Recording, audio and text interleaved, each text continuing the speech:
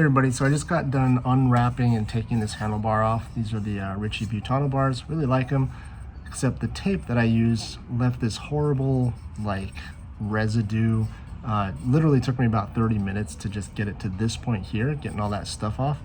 And the problem is when you use bar tape that has this like 3M backing tape, this double-sided tape, that's what really sticks to the bars and leaves that like nasty residue on it. Makes it super hard to take the tape off. Now obviously you could just buy a bar tape that doesn't have that 3M tape backing to begin with, but in my case I already had a few boxes of this Mark stuff and I didn't want to waste it, but I also just didn't want to deal with peeling that tape off every time I wanted to swap tape. So really simple to do. The concept is to just take the protective paper off to expose the sticky tape, and then just unstickify the tape. That's really all this hack is. You know, when you take a sticker off and you try and stick it back on, it's never quite as sticky.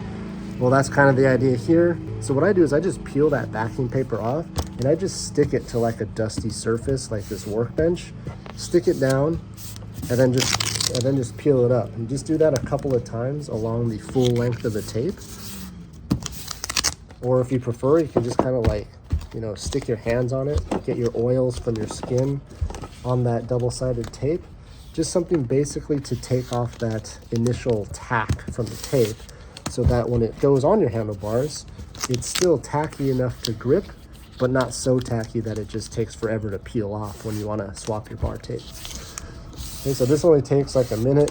I'm just sticking it down to this workbench, which, you know, it's not super dirty, but it's also not like perfectly clean. There's like a layer of dust on here, and already I can feel that the backing tape, it's still tacky, but not nearly as sticky as when you first peel that backing tape off. It's obviously the more you kind of play with the tape, the less tacky it's going to be, and the less chance it'll actually leave that residue on your bars. I suppose the only downside is if you do it too much, then it won't really grip to the bars, but I don't really see that happening because even though I've got like dust and fingerprints on here, it's still relatively tacky. Okay, so at this point, just go and do our normal bar wrap. And I can already feel that it's just like not sticking to the bar. It's like, it's tacky, but it's not like double-sided taped to the handlebar, which is exactly what we want.